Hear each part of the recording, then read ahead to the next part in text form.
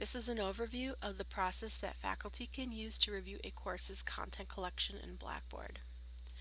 In Blackboard, you can get a general estimate of your course's file size by going down to your control panel, going to Packages and Utilities, clicking on Export Archive Course, and when you're on the Export Archive Course page, click on Archive Course, and then you'll click on the Calculate Size button. This will give you an estimate of your course's overall file size, including the files that have been uploaded into the course. If you have a value that's flagged in red, the system is warning you that you're getting close to one of the file size benchmarks, 250 megabytes.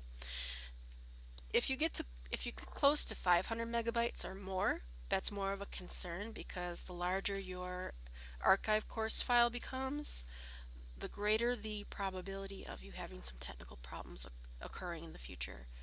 So it's best to keep your course's overall file size under 500 megabytes where possible so that you won't have these type of upload and processing issues in the future. Okay, so here's an example where this course is getting close, it's over the 250 megabyte benchmark, and that's just a warning. But if I were concerned and I wanted to take a look at the course's content to see if there's any duplicate files, large files, or unused files in my course, I can go to my course's content collection, and I can do that by clicking on that little bubble icon there. And that takes me to a screen where I see all of the files that have ever been uploaded into this course. So these files could have been added directly by going to one of the content areas in the course, like syllabus or weekly lessons. These files could also have come into the course through an import process. So I could have imported an archive file, or done a course copy process. So this table will list all of the files and folders that have been brought in through one of those processes, along with the file size and the permissions. So to get a good idea of what large files you might have in the course, you can click on the size column to sort the files by size and locate the items that are the larger. So in this case, I have a zip folder that is 165 megabytes.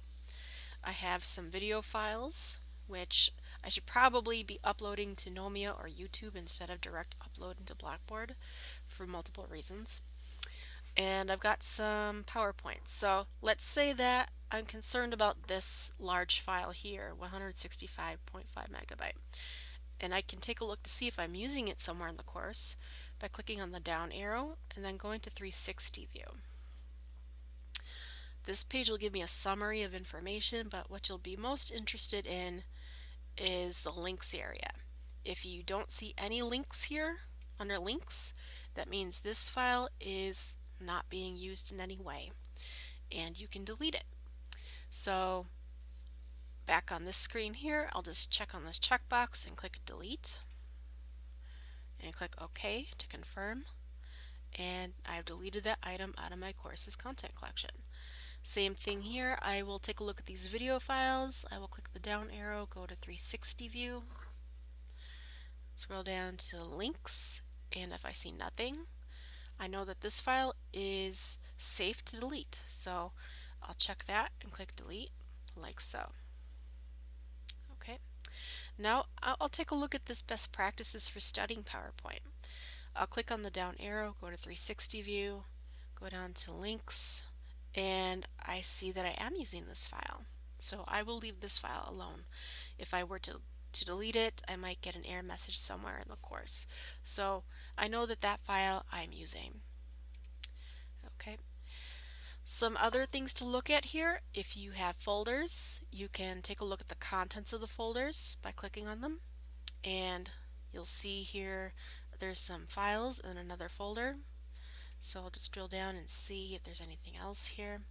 And I can take a look and see if these files are being used by going to 360 view. And if they are, I will leave them be. But if you were to click on an item and click delete and the item was being linked to something out in the course, you'll get a screen like this that warns you that this is something that you're linking to somewhere in the course.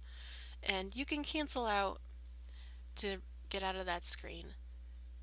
if you choose not to delete something.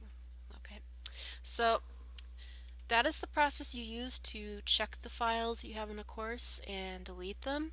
I was looking by size. You can also look by name to locate duplicates.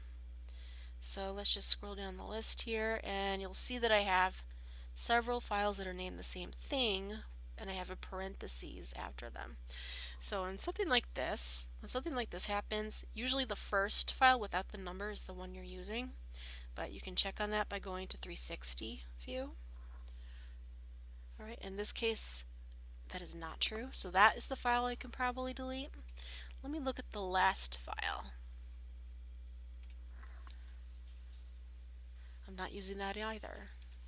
So if you see files with numbers in them, check them to see if you are using them, and then if you're not, you can go ahead and delete them.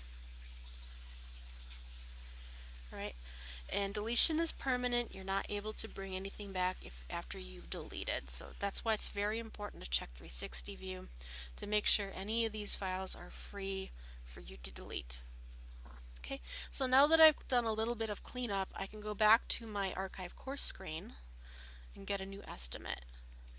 And now I can see that things have drastically improved.